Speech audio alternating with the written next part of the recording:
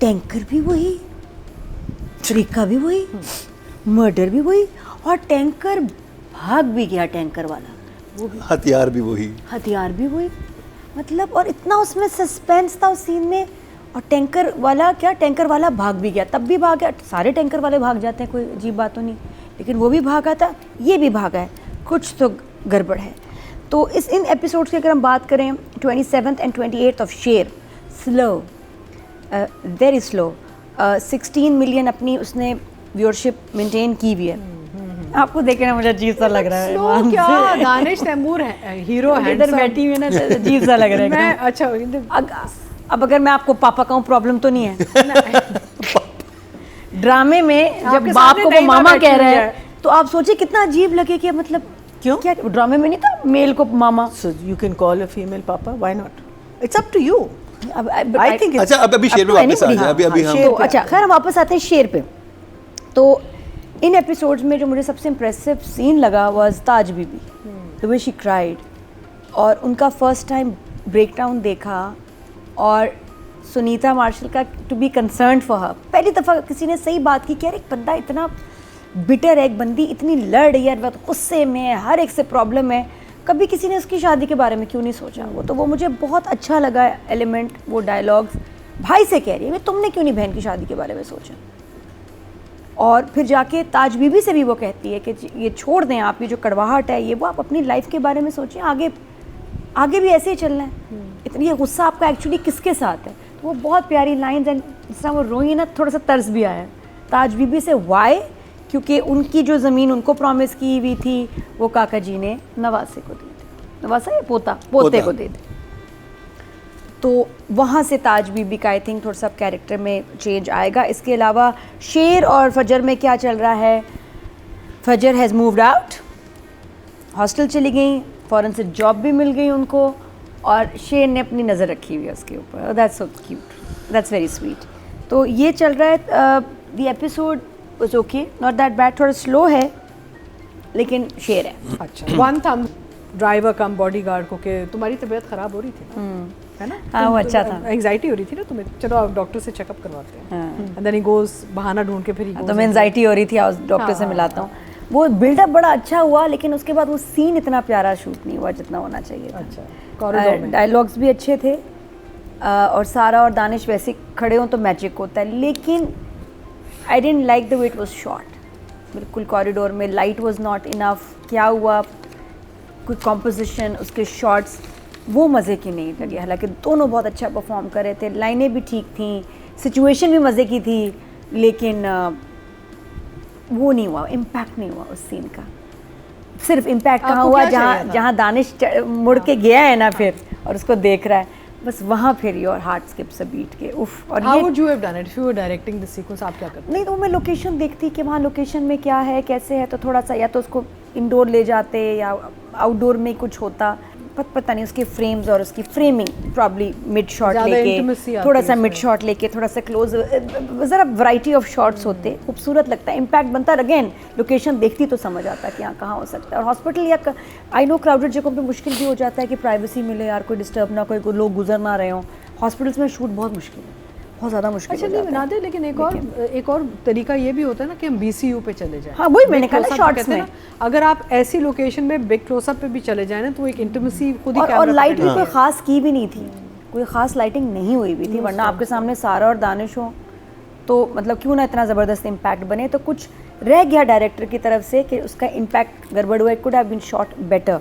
अच्छा, last week की lines बहुत बुरी थी जो हमने डिस्कस भी किया था, जिसको जो लोगों को भी समझ नहीं आई कि बेटी के लिए इतनी रिग्रेसिव लाइंस हम क्यों ये इस्तेमाल कर रहे हैं। यहाँ आप गए तो कुल again I thought was too much, वो नहीं होना चाहिए, it just repeat looked very bad. और ये कि आप देखें, आप चीट कर रहे हैं, लोगों को झूठ बोल रहे हैं, किसी को ये कहना कि मर गई है, वो मतलब अनाउंस करके, वो भी पता नहीं आगे क्या सूरत हाल होनी, सबको बुला के कुल कर रहे हैं, तो कोई अच्छी फीलिंग नहीं आई, अच्छा नहीं लगा। बस वो ऐसे ही कहता है कि तुम मेरे लिए मर गई हो, जिस तरह होता है पहले ड्रामों में बताते थे, नहीं पूरा कुल के अरेंजमेंट्स करके उसको।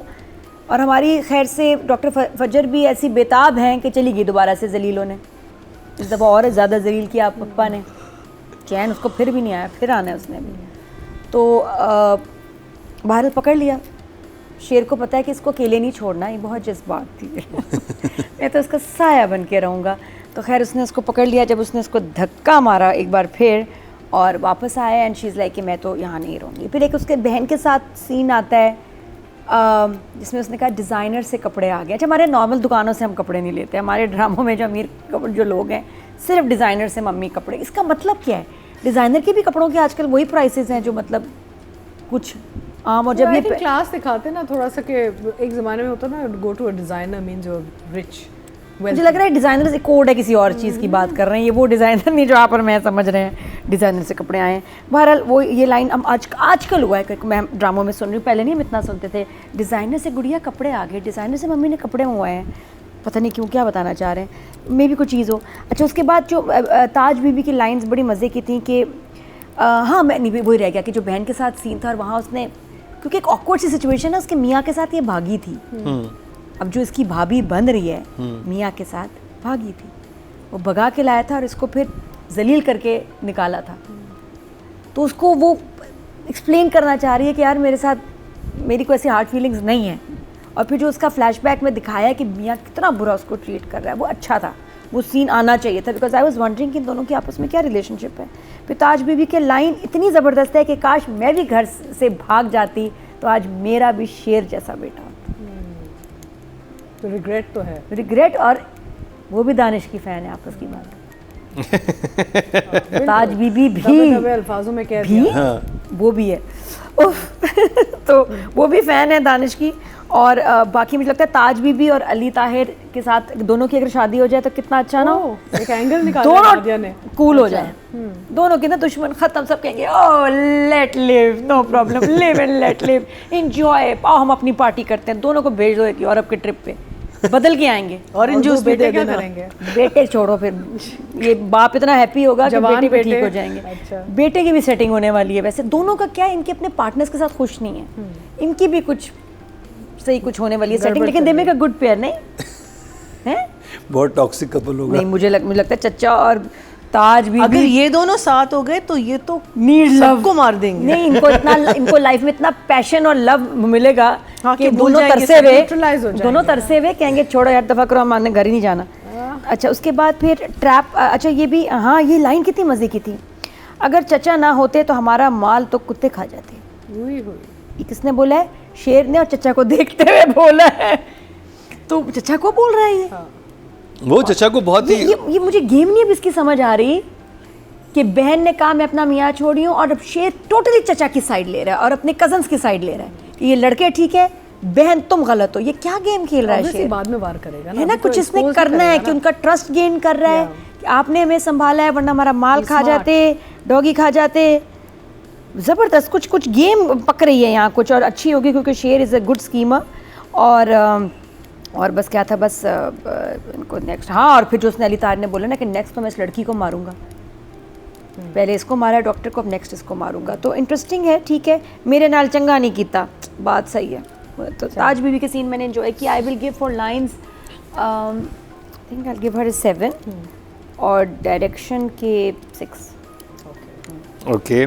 तो शुरू में भी कहा था मेरा फेवरेट पार्ट ही अर्जुमन जी का सीन था, जिसमें ताज बीबी बनी हुई। I think it is amazing, जिस तरह उन्होंने जो टोन रखी है, अपना बॉडी लैंग्वेज, बात करने का तरीका, गुस्सा, आँखें, हर wardrobe, hair, kajal, fantastic. I love her look. हम इनको फर्स्ट टाइम रेट कर रहे हैं, हम सेकंड टाइम, पहले भी भी दफ़ा कर- किया हमने। अच्छा, तो इसमें एपिसोड में तो जान ही यही थी, इनका रोना, इनका सारा।